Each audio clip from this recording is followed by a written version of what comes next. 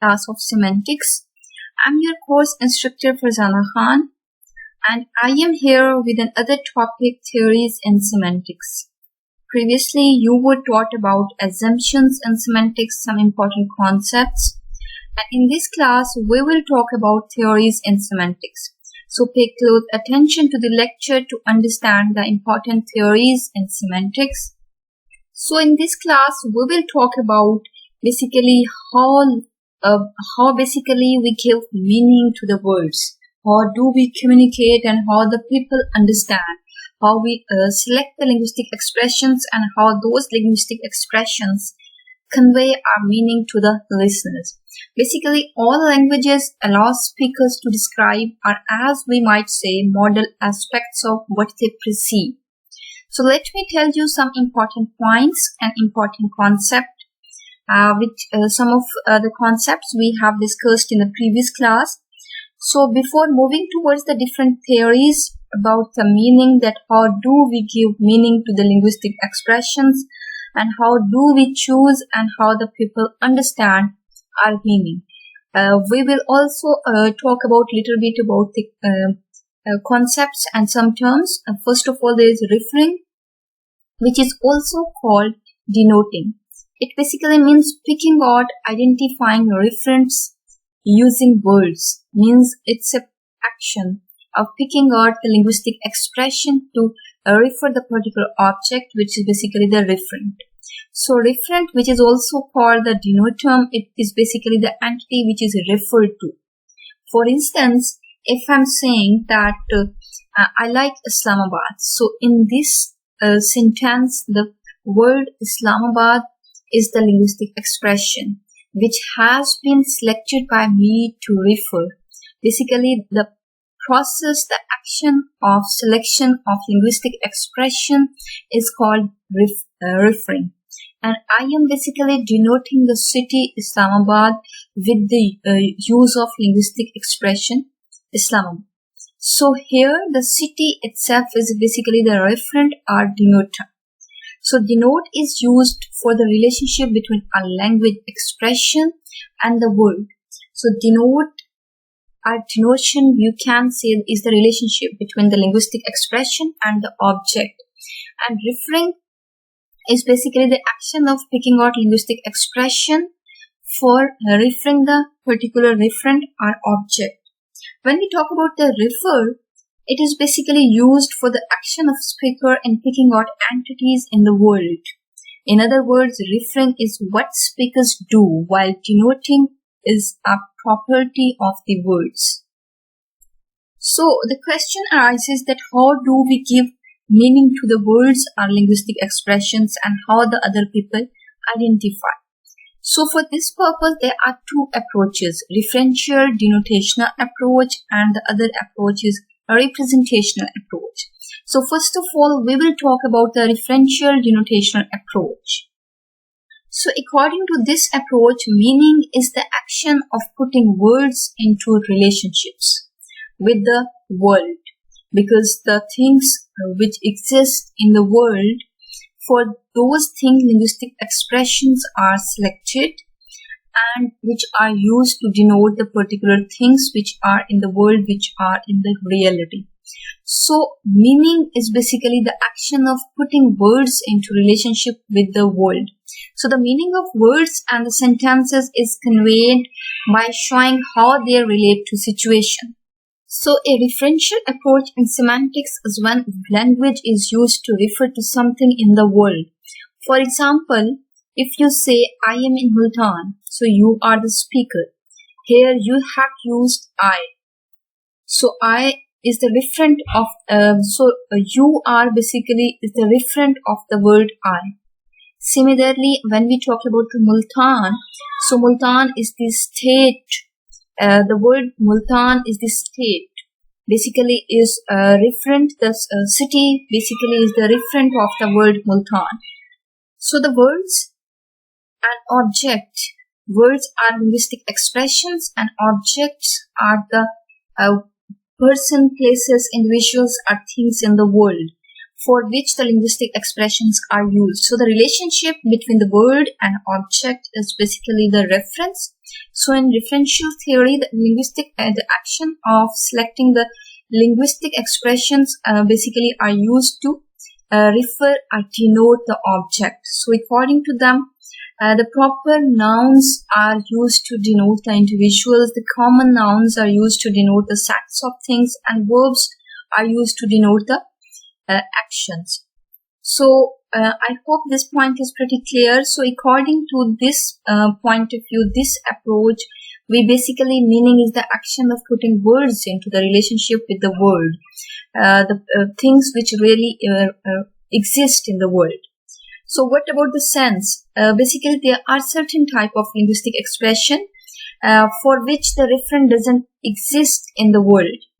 So for those objects or those ideas or abstract concept, we need the sense. Let's talk about the other theory. So the second theory of giving meaning to the words is a representational approach. As the name indicates, according to this approach, it is basically our ability to talk about the world depends on the mental models of it. Means the mental representation. There is an image about certain things, and when we use the words, so the image arises in our mind and we can understand the particular object for which the linguistic expression has been used. So according to them, meaning is equal to mental representation, and which is basically the sense and the concept which occur in our mind when we do listen the particular linguistic expression. For instance, when we listen the word dog, so at that time, basically dog is referring to the object dog.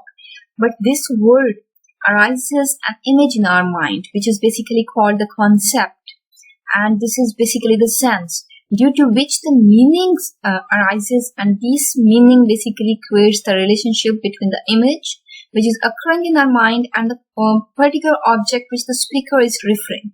So this is also called the semiotic triangle. The word and the image which is arising in our mind, which is the sense, is basically, and then we understand the meaning because we do relate that image with the object which basically the speaker is referring to.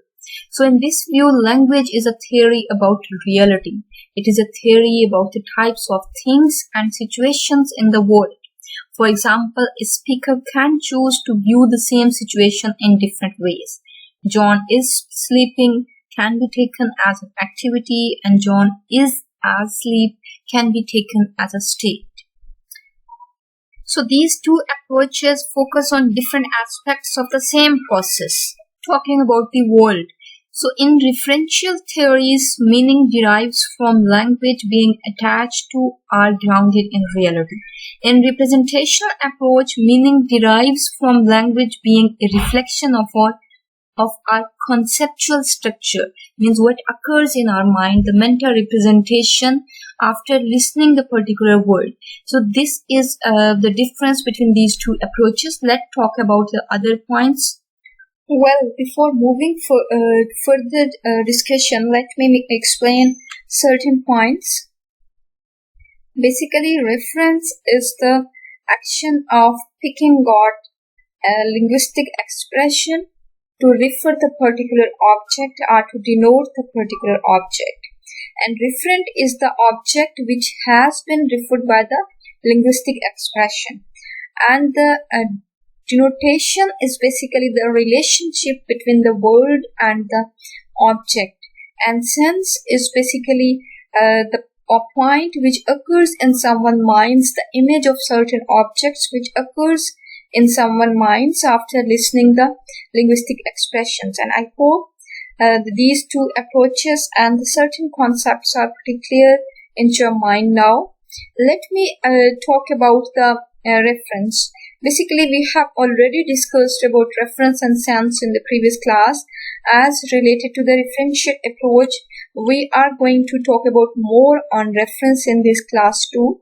So here I'll tell you about the types of the reference. So first of all, we'll talk about the first two types of reference, which are basically a non-referring expression and a referring expression. Basically, non-referring and referring, these are the two types of the reference.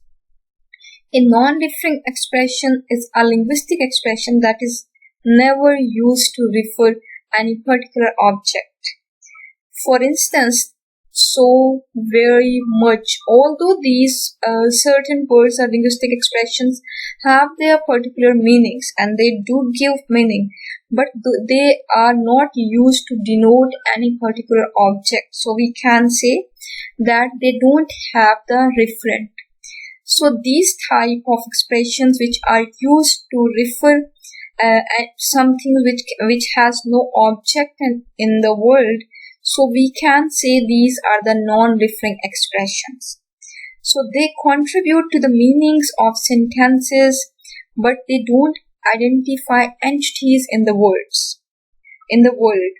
So a referring expression is an expression that is used to identify an entity which exists in the world. So a referring expression is basically the word which is used and which is uttered to refer any object, to refer basically the referent. So all the referring expressions which refer to particular entity which has object which exists in the real world, so those expressions, referring expressions, we can say these are the referring expressions because they denote the particular entities and object in the world. So nominals are referential possibilities of names and noun phrases because nouns are used to refer individuals, persons and places which do exist in the world. But the other words which are used in the utterances and language which don't refer to any object in the world are called the non-referring expressions. So there are other two types of reference, the constant reference and variable reference. Well, let's talk about the constant and variable reference. So constant reference is an expression that has the same referent across a range of utterances. Whenever that particular is used, that is used to refer a particular entity or referent. For instance, Eiffel Tower, whenever it will be used, it will refer the particular place, the particular thing for which this particular expression has been used. And in opposite to constant reference, the variable reference is that which basically gives a meaning, keeping in mind the context, according to the context. When an expression's reference is totally dependent on the context, that expression is called the variable reference. So let me explain with an example. I wrote to you. So I is here has been used in nominal, which the referent of which, for instance, if I am uttering this sentence, so I'll be the referent of this expression I, and you will be the reference of the particular person with whom I'm talking. So the referent of would be the particular person. So here I and you can be identified on the basis of the context. If I am uttering this sentence, then I will be the so it means this expression is referring to me, right? But if you are uttering this word, then I will be used for you and you will use for myself. So if you are talking to me, so I and you, similarly he, she, it, these are basically those nominals, those referring expressions which basically can be fall in the category of variable reference because they vary from context to context. Their meanings vary from context to context. They particularly refer to which particular referent. It depends on the context. They are not independent. We will understand them on the basis of the context. So these are the types of the reference, non-referring expressions, referring expression, constant, and variable reference. Let me tell you about the reference and extensions. Basically, reference is we use the term referent of an expression for the thing picked out by uttering the expression in a particular context. Referents are basically those objects for which the linguistic expression has been used. An extension of an expression is the set of things which could possibly be the referent of that expression, but not every time. And the relationship between an expression and its extension is called denotation. Let's talk about nominals, names, and referents. Well, the simplest case of nominals with reference is the names, the labels which are attached to people, places, things, etc. So names are basically called the nominals which are used to refer the particular object. It can be the place, it can be the thing, it can be the person or the people. So the names are attached to the referents, and we do pick those names to refer the particular objects which are basically the reference. So context is very important in the use of the names, because if we are using the name of the particular person, at that time context is very important, because context will make clear the meaning of that particular names. So here I have the two primary approaches which explain how names work. So those two approaches are description and causal theories.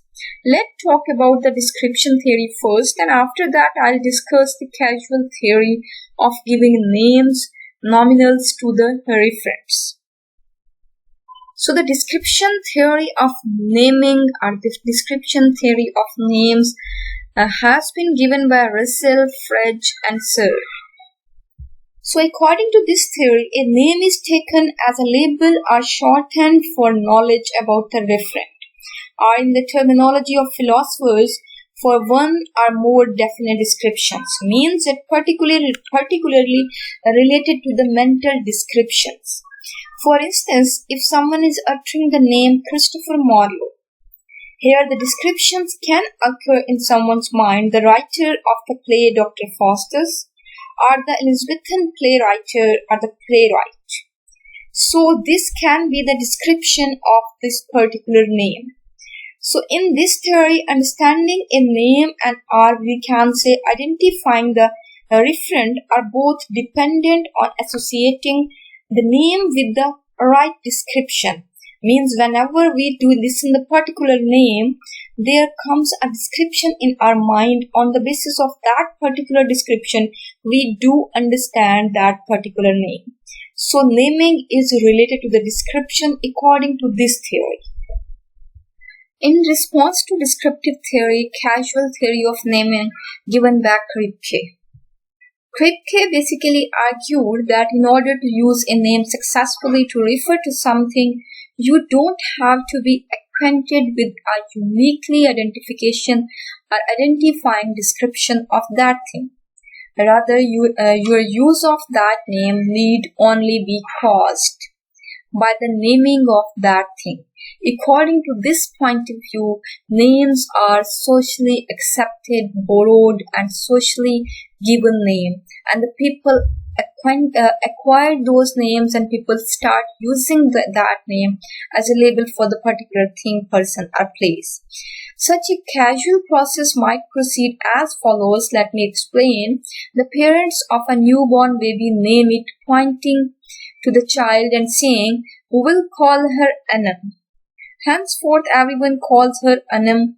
With that act, the parents give the girl her name, and the name is Anam. So the assembled family, which were assembled at that time while assigning or while giving the name particular to the girl or baby girl, and friends now know that Anam is a name which refers to that baby girl Anam. So this is referred to as Anam's dubbing, naming, or initial baptism. So this is the process that people do learn about that particular girl which has been given the label, which has been given the name Anam, and everyone called her with Anam. So the theory has not ended here. Still, the question arises. So all the people who were assembled at that time, they came to know the name of that baby girl is Anam. But what about others who were not present at that time? So, however, not everyone who knows Anam and uses the name Anam to refer to her was present at this naming. So, how is it that when they use the name Anam, they are referring to Anam? So, this is the question which arises. The answer provided by the causal theory is that there is a causal chain that passes from the original observers of Anam's naming to everyone else who uses her name. Means there is a proper chain that passes from the person, all the members who were present at that time, the time of the naming to that particular girl. They can tell to other person. When they do have interactions with other person, they can tell. And so this chain continues. They do tell to other person came to know, and then definitely they will tell about his name to other person. So for example, maybe Hina was not at the naming time. So but Hina learns about Anam and learns that her name is Anam from Anam's mother. It can be possible that she learns from the cousins of Anam, from any other person, or even from Anam herself. So who was there? She then uses the name Anam with the intention of referring to the child that Anam's mother referred to. Hina can now use the name, and her use of it can, in turn of, transmits the ability to refer Anam to other speakers. So this chain continues. The people tell to other person about the name of the particular girl. So according to the causal theory, this is the point that we do assign name to the person. So names are basically socially assigned or socially borrowed. This is the stance of this theory. So the descriptive theory, according to the descriptive point of view, the words are given, the names are given to the people and understood and identified on the basis of the description. And according to the causal theory, the names are inherited and borrowed from the society. Let's talk about some other theories of meaning. So the next theory is that the reference as a theory of meaning. In this simplest form, this theory would claim that reference picks out elements in the real world. I have already explained that reference is basically an action of picking out linguistic or referring expression to refer the particular object which do exist in the real world. And even the object which don't exist, for those we do call the non-referring expressions. So the references are used, basically the proper nouns are used to denote individuals, persons. Common names or common nouns are used to denote sets of individuals. Verbs are used to denote actions. Adjectives denote the properties of individual, the qualities of the individuals. And adverbs denote properties of actions, add meaning to the actions. So this is the point of view of the reference theory. There are certain objections against this theory. One of the problems of this theory is that it seems to predict that many words have no meaning. For example, not, very, but. These are the words or linguistic expression or referring expressions which have no meaning. So another problem is that many nominal expressions used by speakers do not have a referent that exists or has ever existed. For example, the unicorn. When we do use unicorn, it doesn't exist in the world. So why do we use it? Then how this theory fits here? So if we can understand and use expressions that don't have a real world referent, and we can use different expressions to identify the same referent, and even use two expressions without being aware that they share the same referent, then meaning and reference are not exactly the same thing. Or we can say, put differently, there is more to meaning than to reference. So one way of distinguishing these aspects of semantic knowledge is using the term sense and reference. I have already discussed about sense and reference in the previous class. So sense precedes reference. It is because we understand a certain linguistic expression. So, for example, the President of the United States. that we can use it to refer to the particular individual at any given time, but you need to keep it in your mind. It will be understood on the basis of the context, which can be the variable reference, not the constant, because on the basis of the context, with the passage of the time and time to time, the president can be changed, and in previous time there were other president and currently there is an other president. So the mental representation is related to the sense. Sense places a new level between words and the world, a level of mental representation. Thus, a noun is said to gain its ability to denote because it is associated with something in the speaker-listener's mind. Right, when we do listen certain names or nouns, so a mental representation and mental image occurs in our mind. I explained in the previous class too. So one simple idea is that these mental entities which exist in people's mind are images. So this theory runs into serious problems with common nouns because of the variation in images that different speakers might have of a common noun depending on their experience, because mental representation can be varied from people to people, from person to person, depending on the context and their knowledge. So these are the theories given by different persons related to the meaning, that how do we assign meaning to the words. So every theory has its own aspect and has certain drawbacks. Let's talk about a concept and the theories related to the concept. We can consider the idea, the image which occurs in someone's mind. But what form can be assigned to concepts? How do children acquire concepts? This is the question. So these two questions basically occur in our mind when we do consider the reference and the sense, means the denotation and the mental image of something which occur in our mind are basically tells us about the meaning. So these two questions occurs in our mind. So the lexicalized concepts are those which correspond to a single word. We can speculate that the reason why some concepts are lexicalized and other are not is utility. If we refer to something long enough, it will become lexicalized because we continuously use it and the people will adopt it. When we talk of children acquiring concepts, we have to recognize that their concepts may differ from the concepts of adults. So children understand concepts when they use dog to label their pet, and overextend concepts can be when they use daddy or papa or father or dad to refer to any male. So let's talk about the theories which are given by different linguists for attaching meaning to the concept, that how do we give meaning on the to these linguistic expressions on the basis of the concepts. So the first classical theory of concept is definitional theory. Every concept, according to this theory, every concept is associated with a definition.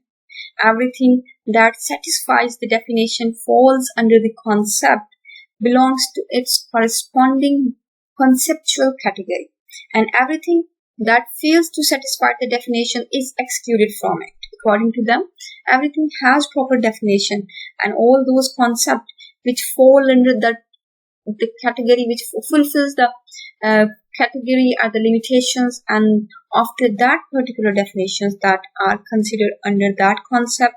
Otherwise, the rest of the all which fails to satisfy the definitions are excluded. So definitions typically take the form of a set of features or criteria which are individually necessary for membership of the category and are jointly sufficient. For example, let me explain. The concept is boy. The concept is boy, which has been defined as young, male, and human. Means in this definition there are three criteria. So everyone who will fulfill this criteria will fall under this category and will be accepted under this concept of boy. So these features are individually necessary in that every member of the category boy must be male, young, and human. These features are jointly sufficient in that everything which possess all these three features qualifies as a one.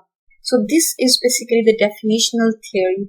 Everything which fulfills the criteria of the definition will be considered that particular concept, will be considered under the category of that particular concept. Well, let's talk about the drawbacks of the definitional theory. Basically, the definitional theory have also certain drawbacks. This approach to concepts has an intuitive appeal, but the major drawbacks are, for the majority of concepts, it is extremely difficult to come up with satisfactory definitions, because for every concept we do need, concept is basically means the word, linguistic expression. So for every concept, according to the critics, for every concept we need the satisfactory definition, we need the criteria. So we need to set the criteria, which is not every time possible. So this approach implies that categories have sharp boundaries, whereas natural categories typically have fuzzy boundaries. The third point is that with this approach, everything that satisfies a definition has equal status in a category. This doesn't explain why. Typically, some members of a category are felt to be more central and others more peripheral. So theories which attempt to deal with one or more of these objections are prototype theory, exemplar theory, and the theory theory. So these are the theories which has been arised on the basis of the drawbacks of the definitional theory. So dear students, in today's class, we have discussed about referential theories related to the reference and conceptual theories. So I hope all the theories and the points are pretty clear in your mind. In next class, I'll come up with some other theories of concept. So till then, take care. Allah Hafiz.